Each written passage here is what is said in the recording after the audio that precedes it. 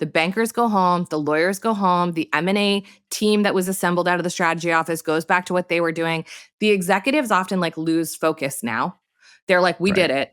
Check. Yeah, you all figure it out. It's simple from here on out. We did the hard part, right? You figure it out. And it's like, what the fuck? That is like the hard part is just starting now. Hey everybody, welcome back to the show. I'm Rodney Evans, and that guy is my friend, Sam Spurlin. Hello, Rodney Evans. How are you today? I'm well. I'm very well, Great. Sam. Thank you for asking. You're welcome. Hey y'all, welcome back to At Work with Rodney. This is a podcast about modernizing organizations because the future of work is here, and a lot of us aren't quite ready for it. And each episode, we turn our attention to one common organizational pattern that we think is worth digging into. We pull it apart, and then we propose solutions for what to do instead. This week, we're talking about M&A, which we've never done on this show. I'm really excited to talk about this. And for like our practitioner friends out there, like don't touch that dial because y'all, you should be just completely in the thick of this in ways that you're not right now. And well, some of you are, but most of you aren't. And we're going to talk all about M&A and why they're so borked and what to do instead. But first, we must check in. We must check in, and we're going to go with a thematically appropriate check-in question. Rodney, what is something you've done recently or semi-recently that seemed like a good idea, but has since proven otherwise? Ooh. It can be small or big, because mine is quite small. This is really really dumb, but it was really out of character for me. So my like general eating philosophy in this life is just like, don't overdo it and you'll be fine. Like I'm not a dieter. I just like, I try to eat real food and not too much of it. And that has served me well my whole life. Last night, for reasons passing understanding, well, I did a hard swim and I was already tired. I came home and basically ate 2 dinners and 2 desserts. Like had tofu that I made myself with barley that was really healthy, had like a normal like dark chocolate for dessert. Then like an hour later, went to the fridge to get something. It was like, oh, there's cold pasta in here. Had like basically a whole nother dinner. Anyway, I felt terrible. I don't know why I did it. I felt like a bottomless pit last night. And it seemed like it was going to be like a fun treat. And it didn't turn out great. I ended up just being like, my stomach hurts. What is wrong with my brain?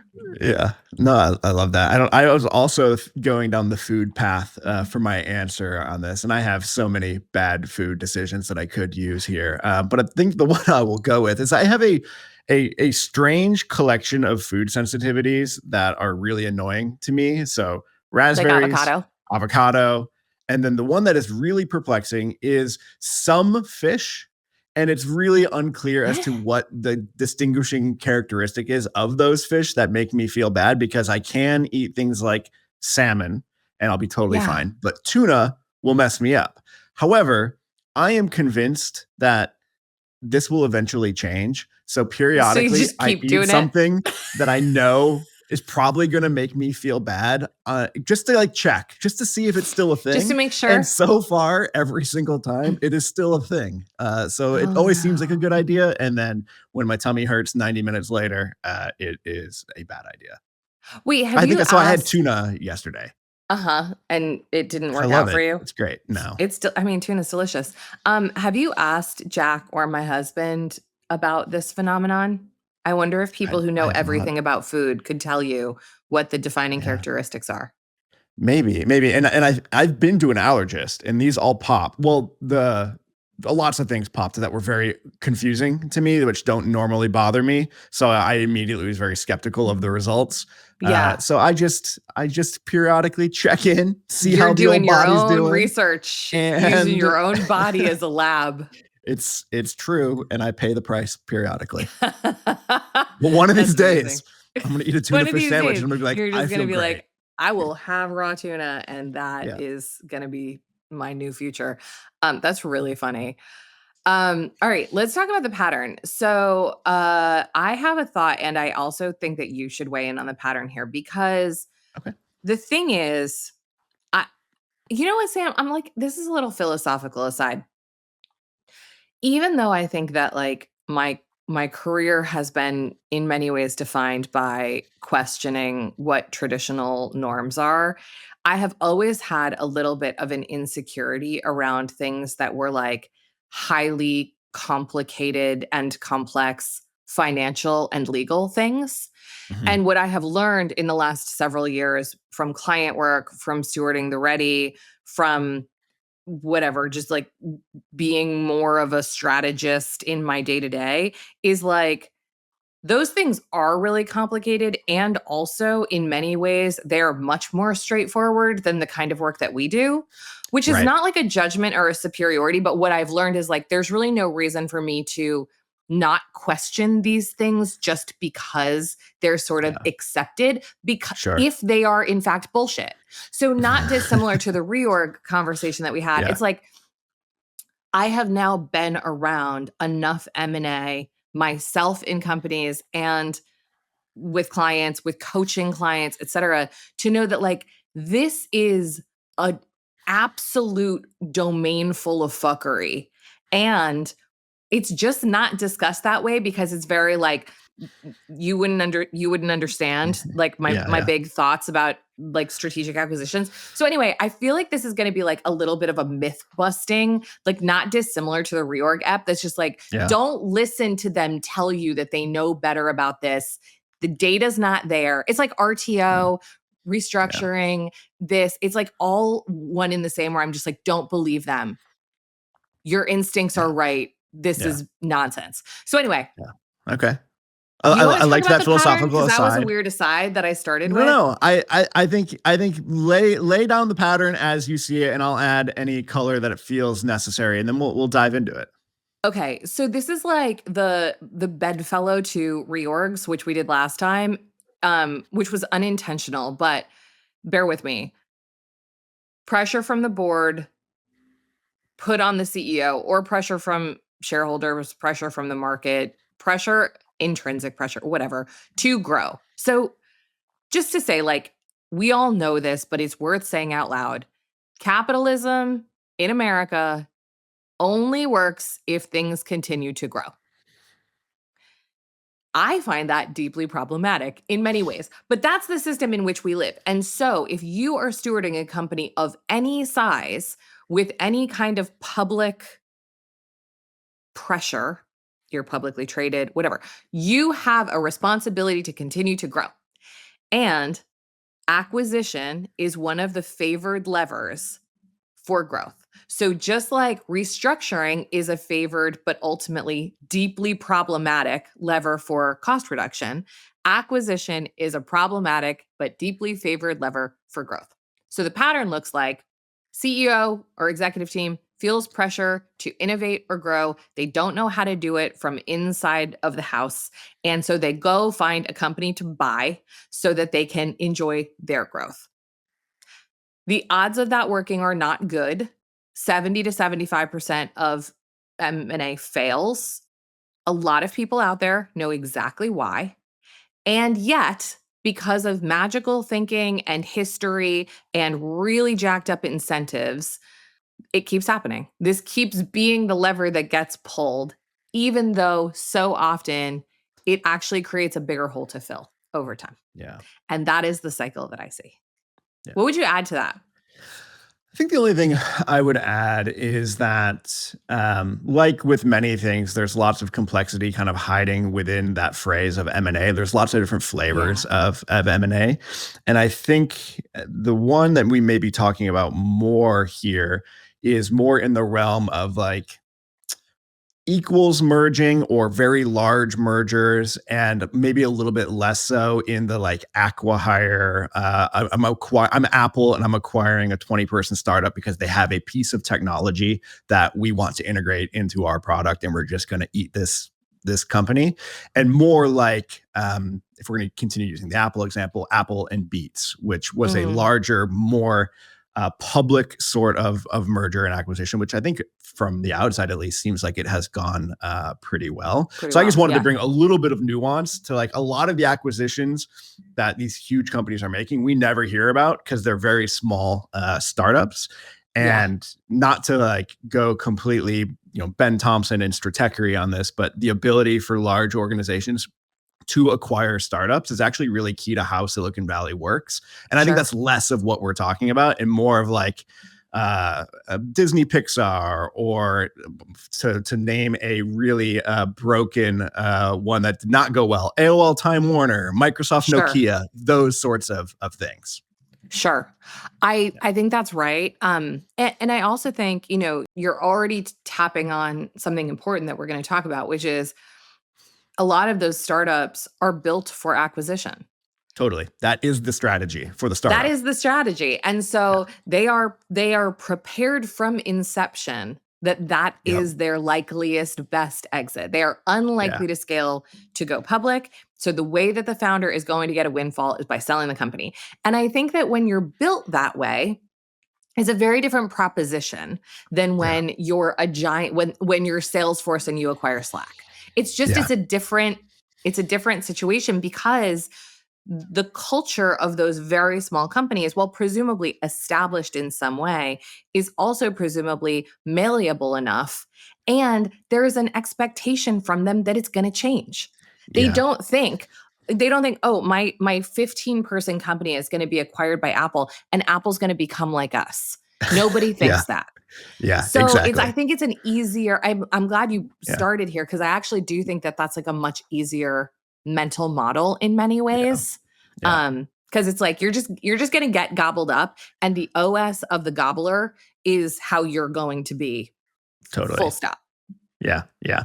I like that you started kind of talking about M&A being a relation, a close cousin of reorgs, because that was the Mm, main thing that was sitting with me as I was preparing for this episode. Is I'm just like thinking about like how M&As go badly and what the experience of them is and why we may do them. And it felt like my notes for the reorg yeah, episode.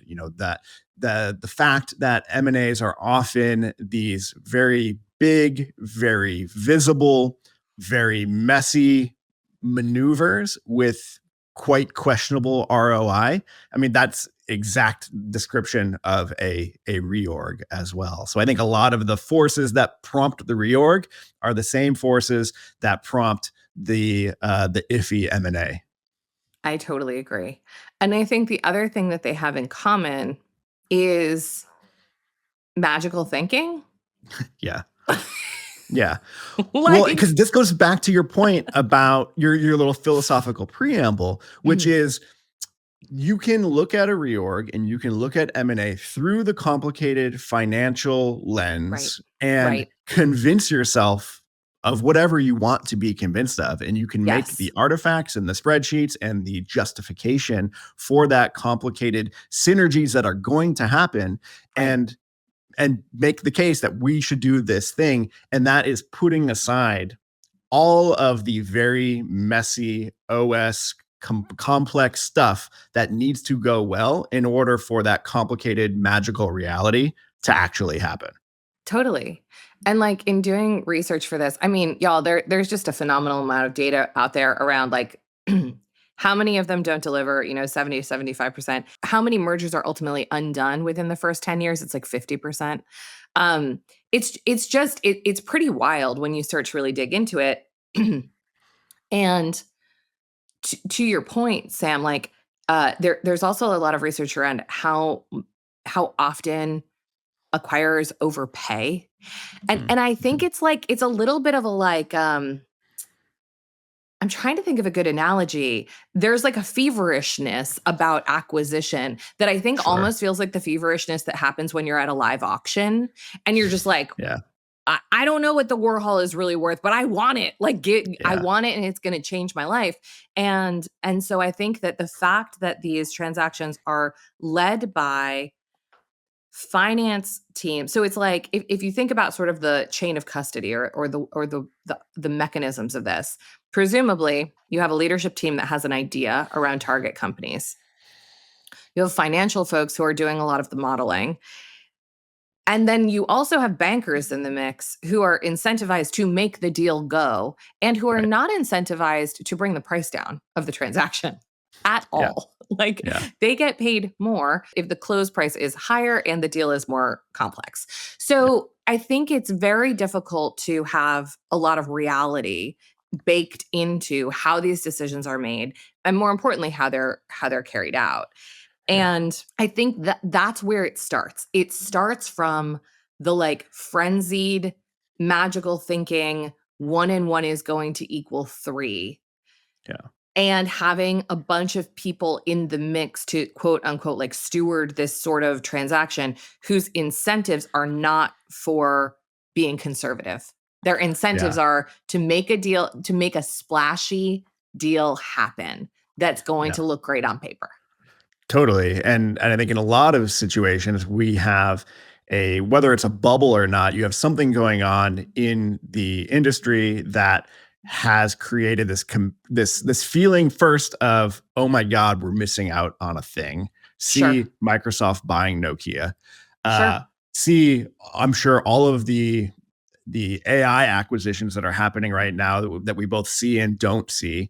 So Yeah. that frenzied, that sense of like, if we don't move now, we're going to be screwed. So therefore, we're going to pay the premium to outcompete everyone else around us. Sets up a dynamic where like thoughtfulness and patience are not valued in the situation that we are in right now. Yeah, I think that's right. And I also think that like, obviously a lot of acquisitions are done because companies want to increase market share and they're just, they're looking for an easy quote unquote growth lever. But I think to your point and especially in the whole like AI of it all, there is also a real part of this that is organizations not being able to innovate themselves Sure. and not being able to test and launch new products that would increase their market share or not being able to reach new markets. I had a conversation with someone yesterday who was trying to launch a bunch of like international offices, we'll call them, and it had stalled for like 2 years. Yeah. And so you see in companies that are sort of mired in their core business and they're using all of the resources and all of the juice basically to keep the place running, that they have an innovation crisis. They Yeah. see the market moving away from them and they don't sort of have the muscles to figure out how to place different bets. And so it seems like the easiest road is rather than Yeah. trying to edit my organization so we can do these things ourselves, we'll just buy somebody who can. And then we'll like Totally. figure out how all that's going to work later. And Yeah. like I Well, kind of can understand that impulse. yeah. Yeah. Like it's an understandable impulse when it's like, oh, like Totally. we're a services business. We're just going to buy this tech business that's going to automate a bunch of what we do. Like it sounds great on paper, but the Yeah. practical realities are so much worse than that. Yeah. Well, I think it is very like humans are good at telling stories and we're able to tell whatever story we want about things using very minimal data. It's Right. easy to spin the yarn of like how buying this company is going to fix all our problems. And I think Right. on the cynical side of why organizations look toward M&A is that in the absence of strategy, we can buy our way into a better position. Like we Yeah. feel behind, we don't really believe whatever our stated strategy is.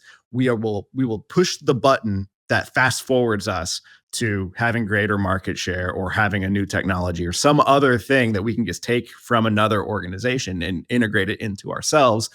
And it's I know it feels like a very human thing to just like skate by the complexity and like not really think about it and just Right. see the very simple story of they have this thing, we don't They have have it, this we want thing. it. We can Let's jump get through the it. hoops to now get that thing and like Yeah. problem solved, right? Yeah. It's such a good point. And like One of the things that was in what you said that I think is important is acquisition in absence of strategy. Like, we're not really sure what we're trying to do, but we know we got to get bigger. So how about this? Another version of that that goes really wrong is just lack of clarified strategy that an acquisition fits into.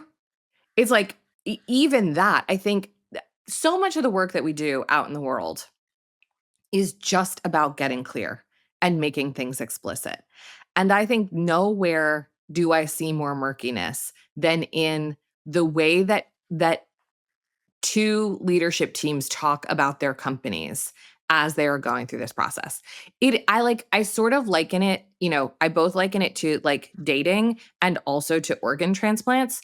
Um and if you think about it through the dating lens, it's like nobody is really coming to the table to be like, let me tell, like, somebody coming to the table on a first date who just wants to get married is not going to tell you the truth. Like, they're going to Yeah. tell you what they Yeah. think you want to hear that will get you to marry them. And if Yeah. you're a target company, I mean, to be clear, acquisitions are always the best for the target company, not culturally, but often for a handful of people who make a pile of money who wouldn't be able to make it any other way. They're Yeah. almost always worse for the acquiring company. But if you think about it through that lens, it's like, how are the target companies showing up to this conversation?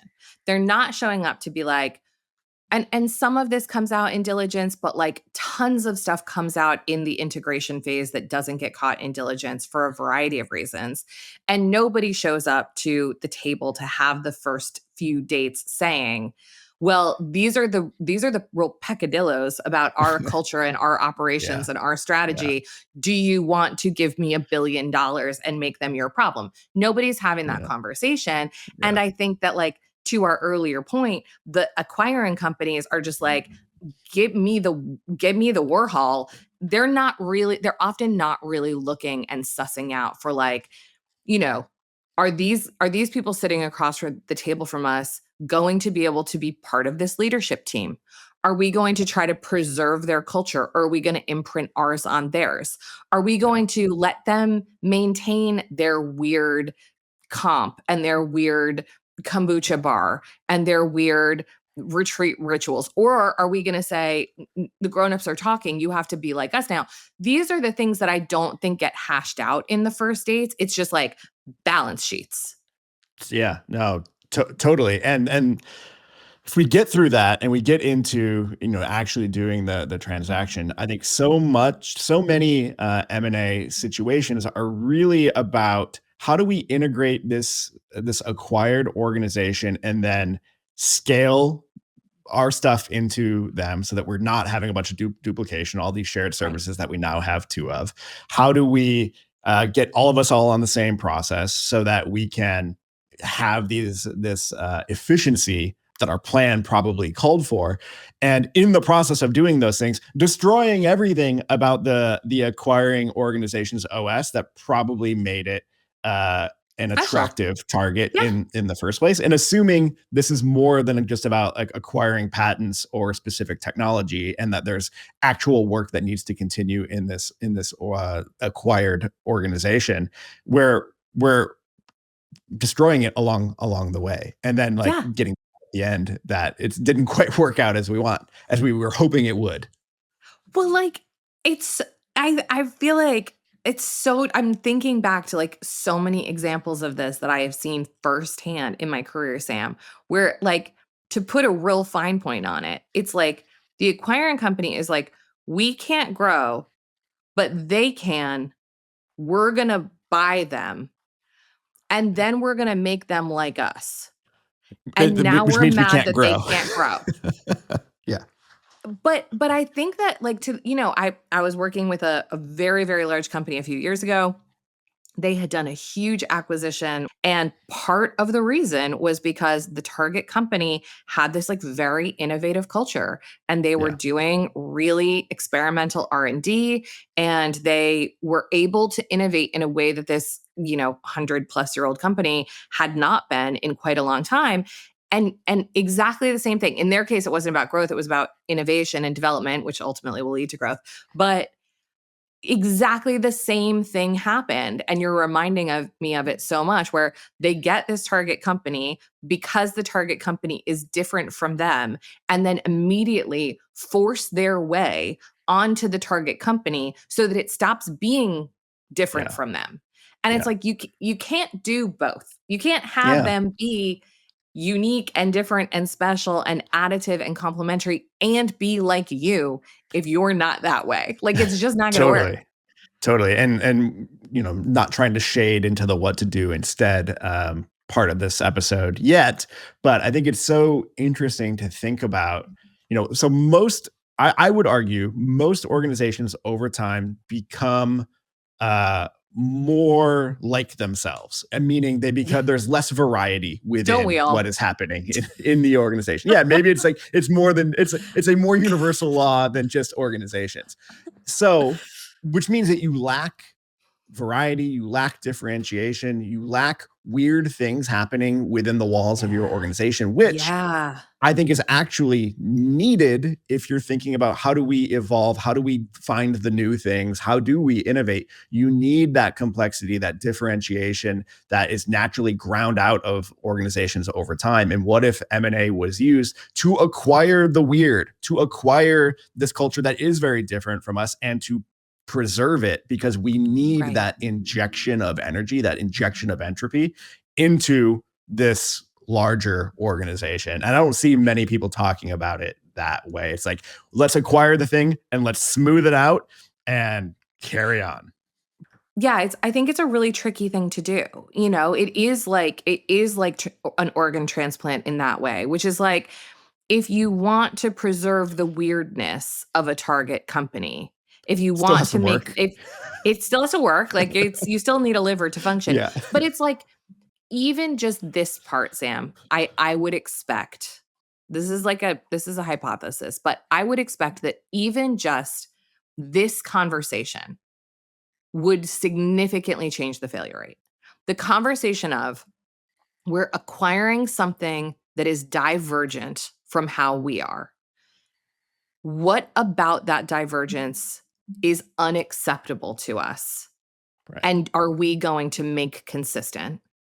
And what are we going to truly wall off from our own way of being and allow to happen? So Yeah. it might be like, you probably can't, like, just let that company continue to, I don't know, have an entirely different, like, HR policy, or like an entirely maybe they can have like Maybe. a different Maybe. budgeting process. I don't know. There's probably things that you're like, okay, we need them to be in our Slack instance. Right. They can't run teams. Though let's be honest, it'll be the other way around. It'll be the Yeah. acquiring company Yeah. that runs teams and the Yeah. startup that has Slack. But just for argument's sake, they have to be on teams because they have to be able to talk to the rest of the company. Okay, Sure. maybe something like that is like allowed. But I think this becomes a very slippery slope, where it's like, well, their bonus structure should really be the same, and their hiring process should really be the same, and their strategy process and their budget. And pretty soon, and I think this is where it goes sideways, you can't change too much about the operating system of any company without changing its culture. And so Yeah. if what Yeah. you're Totally. buying is a culture that's different from yours, you can't change the way it operates and expect that that culture will persist. Yeah. No, I completely agree. And we're not being cynical, but there are some cynical kind of reasons that I think M&A is a very popular move for organizations to pursue. And you have this phrase in our notes here that I love: tenure insurance for CEOs. What do you mean by tenure insurance for CEOs in terms of M&A? Again, like, really feels like echoes of the reorg conversation. Yeah. CEO tenure, like the data shows, is significantly longer for CEOs that do multiple acquisitions than those that do Yeah. few or none. Yeah. Just let me get through it. Just let me we're making the deal. the ROI is going to be 18 months from now. You got to let me see it through to the end, and just conveniently near the end of that, new target acquired. New target Let's acquired. spin it up again. And also, and this is where like I am going to be a little bit spicy going to my early philosophy. This is where I feel like CEOs making acquisitions performatively for their board. It's also very like we're LARPing being grown-up executives. It's like we're doing deals. We're making it rain. Yeah. We've got investment bankers in here. This is like big league stuff. And obviously, there are lots and lots of examples where this isn't true. And where I think where I have seen it be most true is in very, very large companies making large Sure. acquisitions. That is Sure. where I have seen this be most true. I've seen, similar to what you're saying, I've seen plenty of small to mid-sized companies acquire other small to mid-sized companies and have it go better than a Yeah. lot of these behemoths that are like, we're going to make multi-billion-dollar purchases. And Yeah. I think it makes a CEO look strategic and Yeah. look like someone who is ready to like take big risks and place big bets and do big stuff. And that's really rewarded in our culture. Like the rock star CEO era is sadly not over yet. We still vaunt these people like they're actual celebrities. And this is like playing Madison Square Garden, is like doing the big acquisition. And so I think that I can really understand the motivation for a leader under the pressure and knowing that like they're on the clock to make a big move, just being like, that one, I'll buy that one. How much do you want for it? Yeah.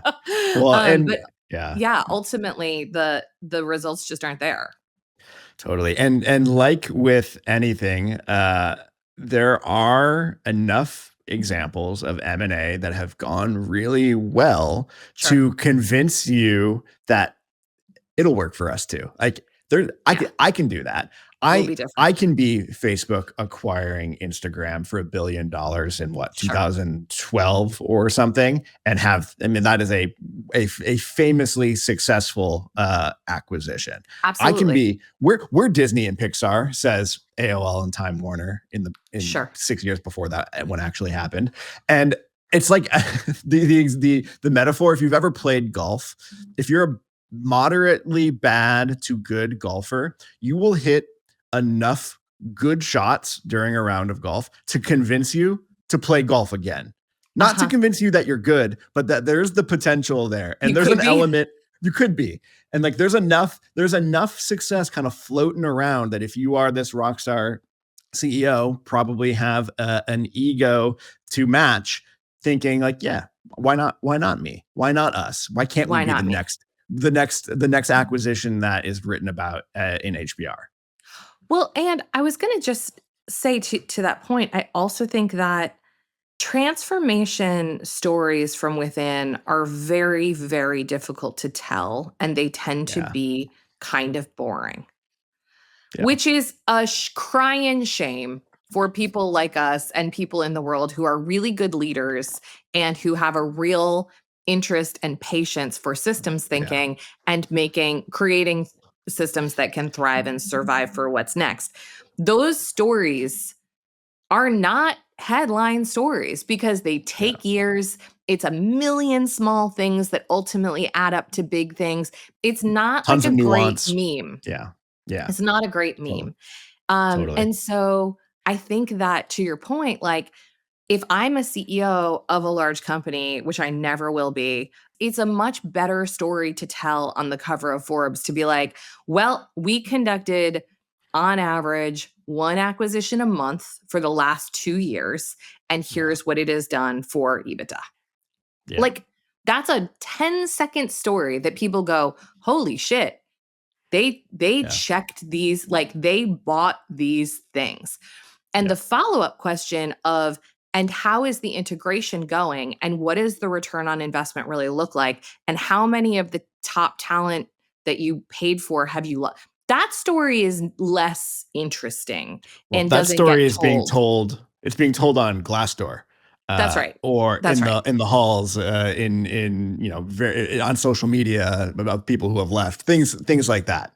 That's right. That's exactly right. And I also just think that, like, again, I'm really on one today about capitalism, but I think that we come from a tradition of building the war chest. That is the leadership tradition that we are living in right now, is having more and getting more and growing more. And acquisitions are a really elegant way to tell the story of, Yeah. there was us and four competitors. We bought them all. Now it's just us, and we're 2.5 times bigger. Yeah. That is like in our DNA as like American capitalists, to be like, that's how you do it, folks. Yeah. That's Yeah. that's leadership. Totally.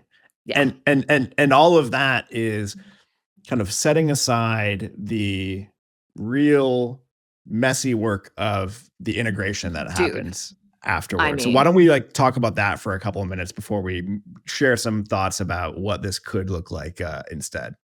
so you know what's funny? I was with a team. I'm working with an executive team right now who I really adore, and I was with them last week. We were doing a retro, and we had the typical conversation about, like, how much time do you spend planning versus how much time do you spend looking back? And I haven't done something like this in a minute, and I forgot how all teams spend more time planning. And when you So get a much more. really smart team together and do something like retrospection, they tend to be like, this is really worth doing. Yeah. you know, um, this is like that, but on steroids, because Yeah. all of the time and effort is put into finding the target, doing the diligence, getting through the legal. We haven't even talked about like the legal ecosystem that Yeah. is required, and getting to change of control. Like Yeah. pulling the lever, balloons fall from the sky, we're We done. did it. That is Mission literally where it accomplished. starts. We treat the starting line like it's the finish It's a line. finish. And that's wild, because Yeah. to your point, then it's like, oh, we're done. And all of the not all I'm being hyperbolic, but a lot of times then, like, the bankers go home, the lawyers go home, the M&A team that was assembled out of the strategy office goes back to what they were doing. The executives often like lose focus now. They're like, we Right. did it. Check. Yeah. You all figure it out. It's And simple from here now on out. We did the hard you part, right? figure it out. And it's Yeah. like, what? What the Yeah. fuck? That is like the hard part is just starting now. Yeah. And it's so interesting because, like, I worked on deals when I worked in HR in actually a few different capacities. And I didn't know any better because I was a child doing this work. And I learned a lot. It was really interesting. But like, all of my work as an HR business partner was on spreadsheets. It was just numbers of people, what roles they Yeah. had, what their comp structure was, how much their overhead was, where there was duplication in the org chart, etc. Yeah. I was never asked a single question about culture, values, work styles, operations, Yeah. nothing, not one thing about the OS except structure and comp. Skill Yeah. sets, that didn't really come up that much, Yeah. which is kind of wild. So to the point that we're getting into now, all of my work in HR was in the lead up, and it Yeah. was late. It was always real late in the process. It was Right. always like, the decision has already been made. Now we just need to figure out like what is under the hood of these places. Right. And post change of control, the integration, I had nothing to do with the integration. Right. Nor did any of my peers, which is just Yeah. like interesting. Yeah. Yeah. Well, and that integration work is challenging in the best of scenarios because OS work always is, doing things with authority and looking at workflows and like asking ourselves some really hard questions about how we want to do things. Right. But we are not in the best of scenarios generally just post M&A. We are in a No. extremely elevated midnight zone situation for lots of people. Yes. That emotional personal experience that people are bringing to work on either side of, if you're in the acquired organization or the acquiring, probably elevated because Of course. Especially if you're in a role that is potentially now duplicated. Like, who's going to stay? Who's going to go? I don't know. I'm supposed to be working through these cultural things, but I don't know if I'm going to have a job. Like, everything is just at a much higher degree of sensitivity during Yeah. this period of time where we need to be doing some really hard work to figure out how this is going to work. That's right. And it's always actually been really surprising to me that we haven't gotten hired to work on integrations. I think it's Yeah. because it's like no one's job really, or they just like hand it over to the managers and a PMO and they're like, make it work, you know? I think Yeah. I don't really know why, because to me, integration is a design problem. Yeah. It's Yeah. like it's an authority problem, it's a Totally. role clarity problem, it's a resourcing problem, it's a mastery problem. Yeah. It is just design, and it's just Yeah. making design choices and Yeah. then experimenting. So like, I'm Salesforce, I acquire Slack. There is a real question around authority in most decisions. Does Slack retain its approval chain, or do approval chains end in Salesforce? And how does that differ from in budgeting conversations or hiring or doing our own acquisitions or investments? Like, these are the design choices that need to be made. And they have to start with principles like, are we trying to let Slack retain its own culture? Are we trying to fully integrate them to be just like Salesforce? We have to start from there. But then we Yeah. have to do work to say, in these areas or below this waterline, we want Slack to retain its own authority. And Yeah. in these areas or above this waterline, we want things to come into Salesforce leadership.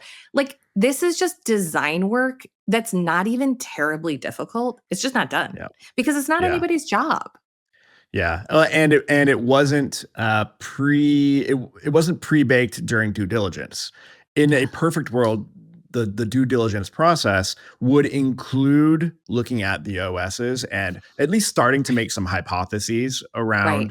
around these things. Not, I think what I'm not describing is we've made a extremely detailed checklist that is quote unquote like looking at the OS stuff, and then we're just going to go execute on that. We know that isn't going to work. But if we haven't even started thinking about what the OS work is going to be post transaction, and now we're thinking about it for the first time, of course it's going to take a long time. Of course it's Yeah. going to be messy.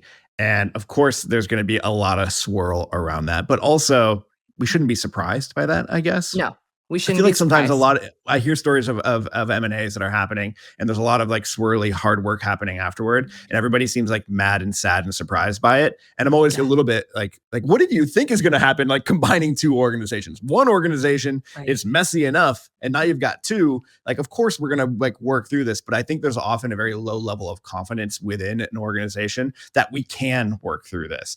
That most That's right. organizations have only experienced when things are feeling swirly and bad, they just get worse. Right. And that is not a trajectory that you will feel good about in the midst of an M&A. I think that's exactly it. And I think that like anything else, without real tools like, Twilight Zone ways of working that don't feel traditional, this is hard to do. So I think that you're adding in these transactions and in these integrations, what we often see is like organizations are already very complex to navigate. You're adding a huge amount of complexity by, doing the heart transplant. And you're expecting people to use their old ways of working, which weren't even serving the old organization, which is why you're doing an acquisition in the first place. Yeah. You're expecting them to just figure it out. And it's like there are ways to design an operating system in whichever way. You can design a new OS that combines the two entities. You can design the OS of each of them and determine where the common points are. Like, you can do this however you want to do it, but like somebody's got to do it. And it's Yeah. not going to be the lawyers. That's not their job. Yeah. Their job is to make sure that like this transaction is legally compliant and Yeah. is like financially sound. Their job is not to worry about whether the incentive structure is going to create mayhem between these two companies. Yeah. Love it. Should we talk about some things to consider doing instead, or to incorporate Yes. into your M&A workflow? We've talked a lot about how this goes, what's wrong. Let's give the people some ideas. What Sure. you got? I think the first thing that comes to mind for me is to consider. So in a merger acquisition situation, consider letting the acquired organization operate as independently as possible for Smart. longer than maybe you intend to. How And I think long?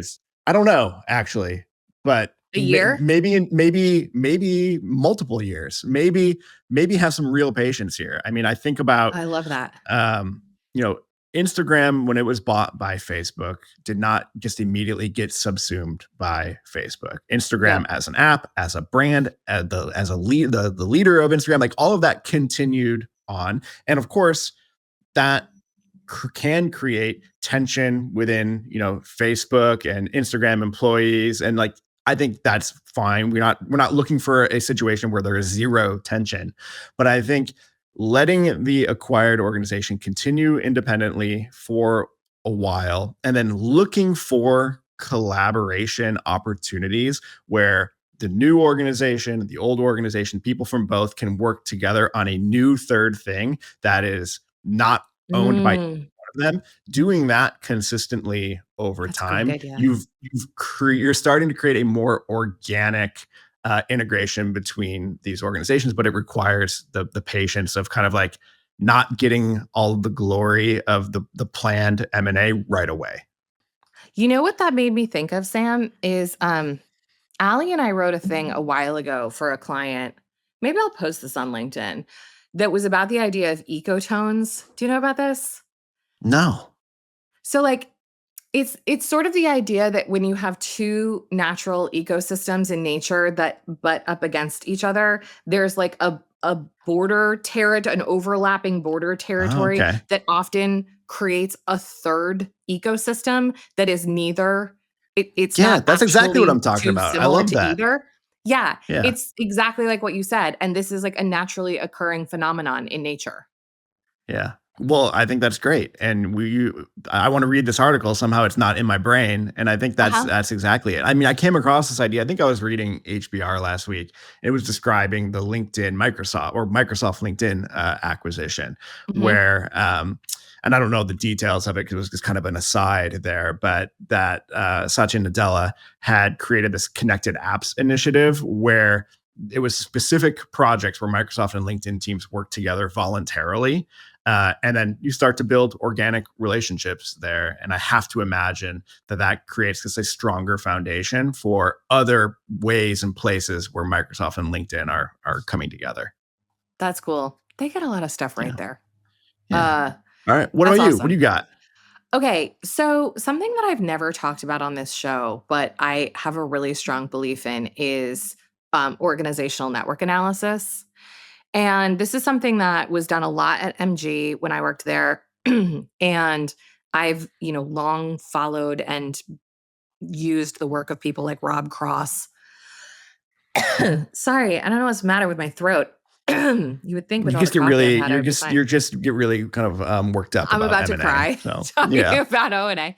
Um, and so the idea of organizational network analysis, I'm not an expert, but the idea is to really understand how how your informal organization works, and how information actually flows, how relational capital is actually being spent, where there is high connection and where there's like really low connection in the network. And this can be done in a variety of ways. But one of the things that I always thought was really interesting about O&A, at least as it was done in my day at McChrystal Group, was there was a way to sort of uncover these informal nodes in a network and to Right. find the people who, regardless of title, and they often were not the people at the top of the house, were like the invisible glue that held the organization together. And Yeah. if you think about them, listeners in your own company, like these are the people who just like know everything and know everybody, and everybody sort of goes to them, and they tend to be very trusted, and they often are not people who are super like in the pocket of the formal power holders. They're often seen as just like quiet folks that are a little bit less visible, and they often have this sort of outsized amount of network power in their systems. You want to find these people if you're going to do an integration. And No. this will be related to my next item, but when you spin up the cross-functional team that is meant to start thinking through this, and I do mean a cross-functional team, not a project manager, they're not the same thing. Get these people on it. Go Right. find the nodes and include these people. Not because you are going to give them some fucking packet of information to go try to influence and win hearts and minds, because they understand the real deal. They understand Yeah. life in the network and what is going to be meaningful and what is not to be changed and what the word on the street is. These people should be part of the design of the OS because they have a different understanding of what that OS is than anybody else in your company. Yeah. Yeah. No, I love that. Do you want to just carry that into your second idea? Yeah. So, I mean, we've talked so much about cross functional teams, and there's no better and easier mission to identify than an integration mission. So, we've talked about Right. mission based teams. They're, non persistent seasonal teams meant to be cross functional, meant to get after something strategically important, meant to be disbanded when the movie has been made. And this is a great place to organize a cross functional team around the integration work to be done. It would also be a great place to do the lead up part and the diligence part. I rarely have Right. seen those run effectively as a cross functional team. But by the time you're hearing this, it's probably too late for that. Get the integration team to include the right people. So this is probably going to include people who are managing workflows, people who are managing technology, like the people who have their hands on the real OS, not the sort of like P&L legal level, but the operational level people, and sort of figure out one piece at a time. So you might have a mission that is around compensation and incentives. You might have a mission that is around a unified budget. You might have whatever it is. um I don't usually see the cross-functional play being run super well in Yeah. integrations or at all, frankly. Yeah. And I Yeah. think this is where it really often goes sideways, and where a lot of like surprises happen that weren't caught in diligence. Like there's just a better way to run the integration play than a side of desk tiger team Yeah. project managed checklist. Totally. I think the kind of siloed and complicated centric approach to due diligence carries over into the integration. Yeah, And it I think doesn't, I that's mean, right. that approach doesn't work particularly great for due diligence, but I think you can kind of like muddle through it. It definitely doesn't work for integration. My last idea was just to, if you're in a position where you can influence what is actually happening in due diligence, I think there's a huge opportunity to bring more of that depth finding lens or OS level lens into Mm, the due diligence process. So mhm. we're not just looking at the finances and kind of the high level strategic justification, but actually starting to, like I said before, create some hypotheses about what's going to happen when these OSs collide and Yeah. where, and it's not about necessarily predicting what is going to happen, but starting to see where there are major incompatibilities and where there are major synergies, to use a gross word, and just not waiting until we Synergy. get through the transaction Yeah. to start doing that. And can we get some of those folks involved in due diligence, so we're at least starting to get ducks in a row beforehand? I love that. Did we do it? All right, we sure did. Let's wrap here. And you all know the drill at this You point. know the We want drill. your topics. And we've gotten in the last couple of days like two or three So pretty many. great emails that with topics that I think have a good shot of becoming topics for the show in the near future. Not making any promises, but send them our way. Podcast@theready.com. Making a real hard pitch for This show is engineered by Taylor Marvin and produced by Jack Van Amberg. At Work with Ready is created by The Ready, where we help organizations change the way they work.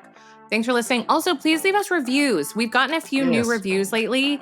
They get shared on our Slack channel, and people like congratulate Sam and I for doing all of this work for nothing. So that would be great. We love it, if only because it is social validation for us inside of our own organization. True. All right. Thanks everybody.